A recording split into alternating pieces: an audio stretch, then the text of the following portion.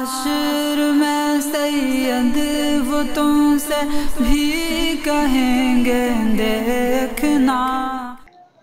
एक सवाल इन्होंने ये भेजा है नाम न लेने की शर्त पे कि इनकी फैमिली का एक मेंबर जो है वो गवर्नमेंट एम्प्लॉय है एसबीआई बैंक के अंदर,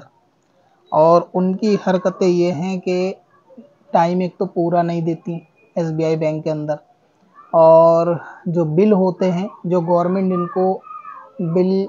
या फिर दवाइयों के पैसे देती है सरकार, तो ये फर्जी बिल बना के गवर्नमेंट से पैसा ले लेते हैं इनकी फैमिली की जिनकी जॉब है एसबीआई में। तो उनका ये पैसा लेना कैसा, और टाइम मुकम्मल ना देकर और पूरी सैलरी लेना कैसा। तो ये तो चाहे सरकारी कर्मचारी हो या गैर सरकारी हो, किसी को भी ये जायज़ नहीं कि जितने काम की वक्त की यानी जितना वक्त उसकी जॉब का मुकर्रर है वो वक्त पूरा ना करे। और ना पूरा करने की कुछ शर्तें हो सकती हैं, लेकिन उमूमन जो है वो वक्त पूरा किया जाएगा। अगर 6 घंटे की ड्यूटी हो, 6 घंटे की ड्यूटी के पैसे मिलते हैं तो 4 घंटे में घर चले जाना, अक्सर 4:30 में चले जाना। ख़ास तौर से बैंक के मामले में, तो सरकारी बैंकों के मामले में तो ये कि बाद में एम्प्लॉय जो यानी एम्प्लॉय तो नहीं, कस्टमर जो है वो परेशान होते हैं। तो ये बिल्कुल भी जायज़ नहीं है कि आप जितने वक्त की तनख्वाह ले रहे हो उतना काम जो है उतने वक्त तक आपको करना होगा। वो एक सेपरेट मामला हो जाएगा कि अगर सैटरडे है या कोई ऐसा दिन है कि जिस टाइम कस्टमर नहीं है, सारे क्लाइंट निपटा दिए गए हैं, अब ड्यूटी का आधा घंटा बचा और ये यकीन है कि एम्प्लॉय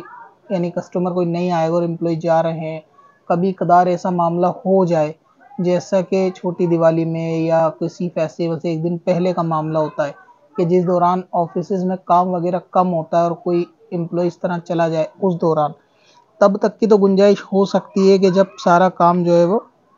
कस्टमर का निपट गया हो। लेकिन अक्सर ऐसा करना कि अपनी ड्यूटी टाइम से कम टाइम देना ये नाजायज़ है और उसके पैसे लेना भी जायज़ नहीं है। लिहाजा अगर कोई ऐसा करता है तो वह अपनी इनकम के अंदर नाजायज़ पैसा शामिल करता है। दूसरी चीज़ ये कि अगर सरकार ऐसे कर्मचारियों को दवा के नाम पर या इलाज के नाम पर अगर कुछ फ़ंड वगैरह देती है तो उसमें नकली फ़र्ज़ी बिल बनवा लेना ये भी हराम है और वो पैसा लेना भी अपने लिए हराम है। अगर रियलिटी में ऐसा है कि जितनी तबीयत ख़राब है या जो दवाई या जो इलाज में पैसा खर्च हुआ है उसी का बिल बनाया जाए, 2000 रुपये लगे हैं या 5000 रुपये, तो वो ठीक है। लेकिन उसमें बीमारी ऐड करके या दवा का पैसा ज़्यादा बढ़ा के या मेडिकल से बिल ज़्यादा महंगा बनवा के गवर्नमेंट में जमा करवा देना ऑफिस में, ताकि उस बिल का जो है वो खर्चा मिल जाए, ये नाजायज़ है। तो ये दोनों काम जो हैं वो जायज़ नहीं है, चाहे वो सरकारी ड्यूटी में किए जाएँ या गैर सरकारी।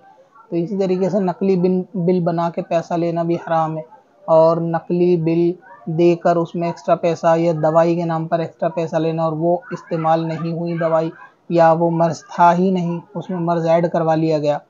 या फिर उन मेंबरों की दवाई का पैसा ले लिया गया फैमिली में कि जिसमें गवर्नमेंट ने वो लिस्ट में नहीं रखे। यानी गवर्नमेंट ने एक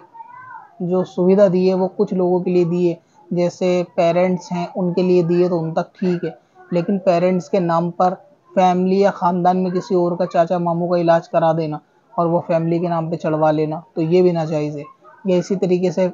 गवर्नमेंट ने जो जितने मेंबर उसके अंदर ऐड करने के लिए गए हैं, यानी अगर बच्चे हैं तो बच्चे ऐड हो सकते हैं, तो बच्चों के अलावा भतीजे भांजों को ऐड करवाना या उनकी इलाज करवा के बच्चों के नाम पे बिल बनवा देना, ये सब धोखा देने वाली सूरतें हैं और मुसलमान जो है वो धोखेबाज नहीं होना चाहिए। लिहाजा ये काम जो है वो बेगैरती के भी हैं और पकड़े जाने पर ख़ुद को ज़िल्लत पे पेश करने के भी हैं, क्योंकि कभी कभार चेकिंग वगैरह के अंदर, इन्वेस्टिगेशन के अंदर, या कभी कभी ऐसा होता है कि रीचेक होते हैं बिल, तो उसके अंदर मामला पकड़ा जाता है तो सारे स्टाफ के सामने, यानी इतना बड़ा मसला तो नहीं होता कि जो